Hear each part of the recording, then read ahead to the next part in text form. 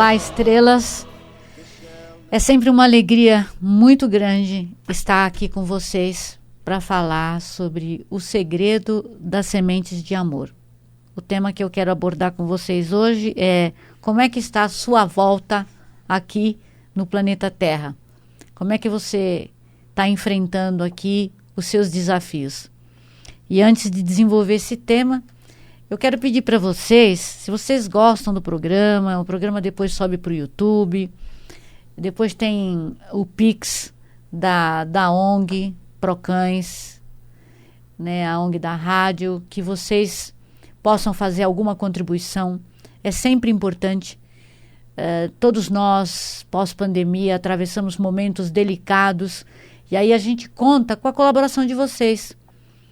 Então, quem puder fazer uma contribuição, faz um Pix para a ONG. E se você não pudesse falar, eu não posso colaborar com nada, compartilha esse programa com um amigo, dá o seu like, se inscreve no canal, manda para alguém o programa, porque às vezes você não pode contribuir, mas algum amigo seu pode contribuir, pode adotar um animalzinho, um cãozinho, e esse cãozinho pode ser assim uma grande alegria na vida do seu amigo. A gente tem 280 cães vacinados, vermifugados, castrados, esperando um humano de estimação. Eu falo que eles são verdadeiros antidepressivos.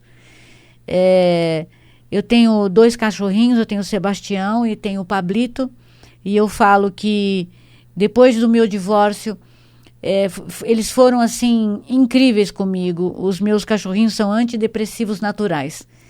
Eles ajudam muito a gente nos nossos processos emocionais, né, a superar, porque você vê aquele amor, aquela dedicação, aqueles bichinhos ali, que eles são indefesos, eles só estão ali para te amar, ensinando a gente a amar, a perdoar.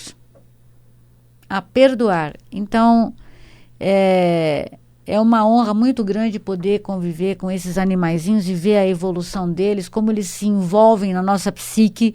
Muitos deles que convivem, às vezes acabam ficando diabéticos, né? Eu tenho uma amiga que o cachorrinho dela ficou diabético, então eles acabam tendo muito da nossa somatização, das nossas emoções. E vocês vejam como é interessante, né? Acabam tendo doenças de humanos. Porque quando eu era pequena, jamais você escutava falar que um cachorro era diabético. Que um cachorro tinha ataque epilético. Não existia isso, gente. Não existia. Então, é muito interessante que na evolução que eles vêm tendo, através dos tempos, se familiarizando com as emoções de nós, humanos, eles vão também tendo muito da nossa psique, né? Das nossas doenças emocionais, daquilo que nos machuca. E falando do nosso tema, né, de hoje, de voltar à Terra, né? Como é que está a sua volta à Terra? Né? Como é que você está trabalhando as questões pelas quais você voltou para cá, e as questões novas que se apresentam. Então, o que eu acho muito interessante é que você, quando volta para cá, você tem uma série de compromissos, né? A gente assume uma série de compromissos quando a gente volta. Às vezes a gente não consegue, porque quando a gente chega aqui na matéria, tudo é tão diferente, os desafios são tão grandes, porque quando a gente está fora do corpo, amigas estrelas, amigos estrelas, pensou, tá lá.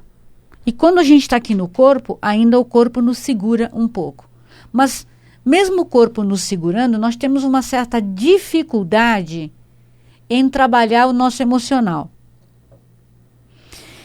Então, muitas vezes, as pessoas buscam a religião, a espiritualidade, algumas pessoas buscam estudar matemática, outras buscam estudar ciência para entender o que está fazendo aqui, entender a matemática. Outras pessoas buscam ser milionários porque entendem que isso pode ser a razão da sua existência. Tem até uma história muito interessante, não sei se vocês têm conhecimento, de buscar essa questão de ser milionário, né? Que as pessoas falam, eu queria ganhar na Mega Sena. Então, o Aristóteles Onassis, quando ele foi o homem mais rico do mundo, ele tinha um filho de 23 anos que sofreu um acidente de helicóptero. E esse filho foi levado ao hospital e em 24 horas o Aristóteles Onassis reuniu os maiores especialistas do mundo, médicos, reuniu esses especialistas para tentar salvar a vida do filho dele. Isso foi em 1973. E mesmo ele, com todo o dinheiro do mundo, ele não conseguiu salvar o filho dele. Então ele saiu, e eu repito muito essa frase, sabe? E eu não sabia que era dele. Quando eu estava preparando o programa para vocês, eu encontrei essa frase na vida de Aristóteles Onassis. Ele disse assim, ele saiu na frente do hospital e disse assim: eu descobri que tudo na vida que você paga com dinheiro é barato. Porque com todo o dinheiro do mundo, com maiores especialistas que eu tinha aqui, eu não consegui dar 1 minuto a mais de vida para o meu filho. E aí os médicos falaram com ele que era para desligar os aparelhos porque ele já tinha desencarnado, ele já tinha morrido, né? Então, algumas pessoas procuram muitos caminhos. E aí, a espiritualidade, os amigos espíritas, os amigos espíritas nos contam o seguinte: você quer fazer suas próprias escolhas? Você tem um projeto de vida. Sim, você tem um projeto de vida. Mas você quer fazer suas próprias escolhas? Você quer mudar a sua vida? Você quer ser uma pessoa que não é manipulada? Então você estuda a espiritualidade, que é uma ciência. Porque quando você estuda a espiritualidade, você começa a ter com você um poder de mudar a sua trajetória. Uma das poucas pessoas que eu, assim, no meu critério de avaliação, que eu acho que nem conseguiu mudar muito o livre-arbítrio, mudar sua trajetória, eu acho até que foi Chico Xavier. Me permitam falar, porque ele recebeu a visita do Emmanuel uma noite, e o Emmanuel disse para ele: você tem 1 semana para dizer se você aceita ou não fazer esse trabalho comigo. E nessa mesma noite, ele foi na casa da irmã dele, que era vidente, e falou: olha, eu recebi a visita do Emmanuel, ele disse que eu tenho 24 horas para... eu tenho 1 semana para responder se eu quero ou não fazer um projeto espiritual com ele. Aí a irmã respondeu: assim que você entrou, o teto se abriu e eu vi um monte de livros caindo sobre a sua cabeça. Então, assim, não deu nem 24 horas, né? E tanto que quando ele já estava bem de idade, bem velhinho, 92 anos, o pessoal perguntou para o Chico Xavier se ele ia doar os órgãos dele. E ele disse assim: eu nunca, na minha vida, eu não decidi nada, né? Eu sempre fiz aquilo que os espíritos me diziam para fazer. Então, quando eu morrer, na minha morte, eu decido que eu vou desencarnar do jeito que eu quiser, que eu vou fazer o que eu quiser, né? Ele disse assim, num tom até de brincadeira que a gente entende. Tem uma passagem no filme que o Chico Xavier, ele vai entrar para fazer aquele programa Pinga Fogo, e ele coloca a peruca, e o Emmanuel fala: não ficou legal. Ele falou: problema meu, agora eu vou entrar com essa peruca e tô me sentindo bem e tal. E entrou para fazer o programa Pinga Fogo com aquela peruca, né? E fez o programa que foi o maior sucesso da história da humanidade. Ninguém nunca tinha ficado 4h30 no ar falando sobre a espiritualidade. E aquele programa foi um marco que mudou. Você tem antes daquele programa e depois daquele programa chamado Pinga Fogo, que todas as pessoas fizeram muitas perguntas. Então, falando nas escolhas, né, na nossa trajetória de vida, naquele que a gente escolhe, eu acho que o Chico, de repente, foi uma pessoa que não teve essas escolhas, mas talvez isso estivesse dentro do projeto dele, né? Porque os espíritos nos contam o seguinte, que quando nós estamos para reencarnar, às vezes a gente diz assim, mesmo que eu fique doente, mesmo que eu tenha câncer, mesmo que eu esteja cego, mesmo que eu não quero que eu seja curado, porque eu quero resgatar minhas dívidas do passado. Só que nesse meio de tempo, a pessoa se espiritualiza de uma tal forma que ela muda essa trajetória. Porque no momento em que ela está aqui nessa escola, né, que eu falo assim, o que você prefere? Nós temos 3 opções. Aqui pode ser uma escola, pode ser um hospital, né? Um hospício ou uma penitenciária. O que você quer? Você quer que seja uma escola para você? Então se empenha. Porque na hora que você estuda, você vê na vida hoje, né? Se você quiser fazer um povo ficar burro, manipular um povo inteiro, é só você não dar estudo para o povo. Aí você manipula todo mundo. Os maiores tiranos do mundo não permitem que se estude. Porque se você estuda, você tem o poder de decidir. Se você tem educação, você entende os limites das suas respostas, né? Você entende o que é que você pode fazer de melhor por você. Então, se você limita o estudo, você limita a pessoa. E espiritualmente, se você estuda, você dá um salto quântico dentro da sua evolução. Ah, mas eu tenho que estudar... A pessoa pode dizer, mas eu tenho que ficar estudando espiritualidade, estudando a Bíblia, estudando Evangelho. Assim. Não necessariamente. Não necessariamente. Mas você entende o que é disciplina? Você entende o que é ter caráter, ter moral, ter disciplina? Há uns programas atrás, eu contei a história de um médico que ele era ateu. Ele não acreditava em absolutamente nada. Ele era um homem corretíssimo. Ele se formou, ele montou um prédio de alguns andares para tratar de oncologia infantil, câncer infantil. A vida inteira dele foi dedicada ao câncer, a curar e a tratar crianças do câncer infantil. Ele não acreditava em nada e ele estava com problema cardíaco.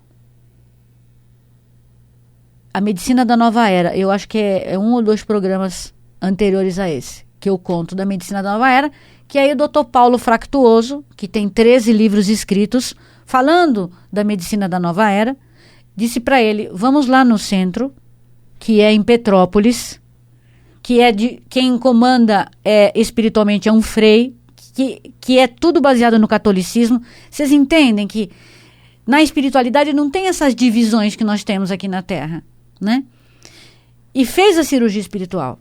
E foi curado com a cirurgia espiritual, sem nunca ter acreditado que era aquela cirurgia espiritual que o curou. Eu conto detalhes da cirurgia espiritual no meu programa. Então, o Dr. Paulo perguntou, acho que é Dr. Frederico, como é que ele foi curado se ele não era religioso, não estudava nada e era ateu? Então, o espírito médico que operou respondeu, não precisa ser religioso para ser uma pessoa que é decente, que tem compaixão, que faz pelo outro. Então, amiga Estrela, se você não faz caridade, porque você acha que para fazer caridade você precisa ter uma religião, ou alguém acha que não faz caridade porque precisa ter religião, está tudo errado. Se a dor do outro não te machuca, está tudo errado. É assim, é a dor do outro que deixa a gente assim, meu Deus, sabe? E uma das coisas que eu tenho muito orgulho, assim, eu não sou bairrista, eu acho que assim, vai chegar um momento que todas as nações vão se unir e vai ser tudo um governo só. Mas eu tenho orgulho de ser brasileira, porque o povo brasileiro é o povo de maior compaixão que eu já vi nesse planeta. Gente, se falar que precisa doar arroz para Petrópolis, se fala só arroz, vai chegar toneladas, dá para fazer montanhas de arroz. Teve um rapaz que mandou uma carta para uma amiga nossa que faz um programa lá em Brasília, dizendo para ela, contestando partes do livro Brasil, o País do Futuro, contestando parte a parte, dizendo que o Brasil não era o país do futuro porque não existia tanta tecnologia, não tinha tanta ciência. Não tinha... Como é que estava escrito no livro, psicografado por Chico Xavier, que o Brasil era o país do futuro, né? O Brasil, ele é considerado e é dito que no Evangelho que é o país do futuro, gente, é por causa da nossa humildade, do nosso compartilhamento de tudo que nós temos de bom, por nosso coração, da forma como nós temos compaixão. Nós vamos ser um exemplo para toda a humanidade. Sim, é isso. Né? Coração do Evangelho. Então, não é riqueza tecnológica, né? O que vai mudar é que nós vamos conseguir aqui vencer o que todos nós temos que vencer, esses nossos demônios internos, que são os nossos vícios. Vícios de falar do outro, vícios de se queixar de tudo, vícios de falar da política, vícios de falar do vizinho. Os vícios é o jogo, é o futebol, é a política, os vícios. É beber, é fumar, é comer, sabe? É não querer trabalhar. Se você vence os vícios, você não precisa ter religião nenhuma. É que quando nós lemos os livros que foram psicografados, por exemplo, pelo Chico Xavier, que tem aí mais de 600 livros já, né? Quando ele desencarnou, tinha aí 519 livros, agora nós estamos com mais de 600 que ele já tinha deixado psicografado, e que o Geraldinho Leite, que tem uma editora e que cuida da edição para publicar esses livros, que o Chico deixou para a gente, tem toda a história da humanidade. Tem tudo para ensinar para a gente passado, presente e futuro nesses livros. E uma das coisas, às vezes as pessoas falam assim, porque eu estou com um obsessor. Eu não consigo fazer tal coisa porque eu estou com um obsessor. Amigas estrelas, o obsessor nada mais é do que aquele que consegue vencer a sua própria vontade. Então, se a gente muda, se a gente consegue se controlar, se a gente consegue vencer, não há obsessor, não há espírito que não passe a nos respeitar. Os espíritos passam a nos respeitar a partir do momento em que você passa a se respeitar. Então você não precisa seguir religião nenhuma, mas a pergunta é: você se respeita? Você respeita o outro? Você respeita o fato de que você não deve, por exemplo, falar mal do outro? Eu procuro me reformular sempre. Dia desses uma amiga minha falou: de vez em quando você é crítica, você pega pesado. Eu falei: é verdade, eu tenho que mudar. Saber aceitar uma crítica. E, aliás, a pessoa que falou, essa crítica é uma pessoa que eu tenho alta conta, né? Que é minha amiga Nice, que trabalha comigo há muitos anos e que ela tem credibilidade para falar comigo porque ela é uma pessoa de uma dignidade ímpar. Então você respeita. Então é isso que eu estou falando para vocês. Sabe, amigas estrelas? Nós respeitamos aquela pessoa que você vê que tem uma conduta ilibada. Você fala: vou parar para escutar, porque essa pessoa é uma pessoa decente, é uma pessoa que não tenta passar a perna em ninguém, é uma pessoa honesta, né? entende? Né? Não é furar fila, sabe? Existem tantas histórias de gente que cedeu lugar na fila e que foi tão bem sucedido. E que salvou a vida do outro. E que o outro foi grato. E que foi lá e socorreu. A história de um judeu que estava numa fila em Nova York e o senhor falou para ele: eu não estou com pressa, o senhor pode passar na minha frente. Ah, obrigada. O cara foi atendido e foi embora. Quando chegou a vez do velhinho, explodiu lá o correio. Aí ele procurou onde estava o senhorzinho, pagou todas as despesas médicas. Falou: quando eu voltar para Nova York, eu quero visitar de novo o senhor. Quando ele voltou para Nova York, ele foi visitar o senhorzinho novamente. E quando ele foi visitar o senhorzinho, caiu o prédio de 11 de setembro. Porque ele foi visitar aquele senhorzinho. Ele não morreu nos prédios lá nas Torres Gêmeas. Então tudo tem o seu mistério. Então, nós mudarmos internamente, é para isso que a gente vem. Como é que está a sua volta aqui na Terra? Você está conseguindo vencer o seu mau humor?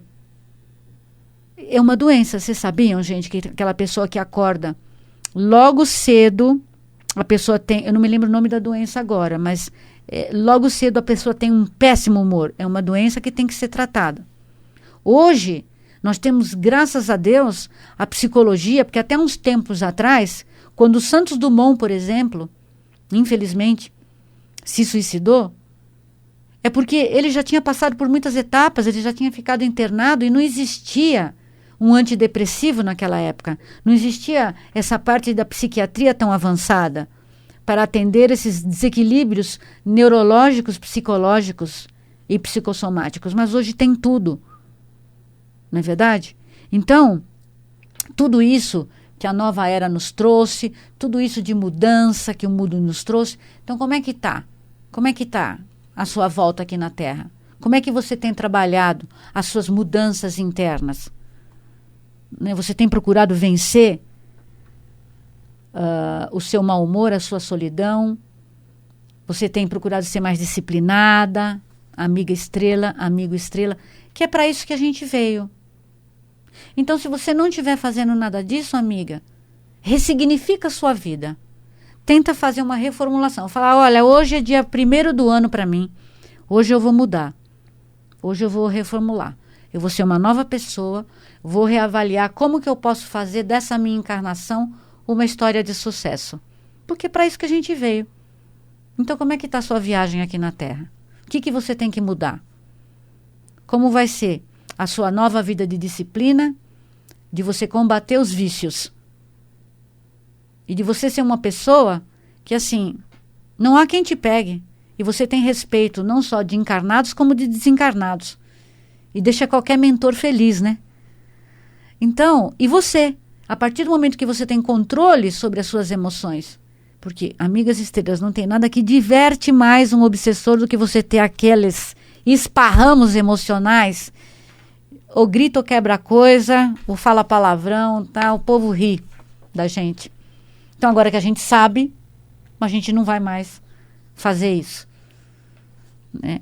E assim, quem fala para vocês é uma pessoa, e eu já passei por tudo isso. Então, quando eu falo com vocês, é testemunho. É testemunho. É aquilo de bom que hoje eu sinto, de alegria e de contentamento. Que a vida me dá tudo.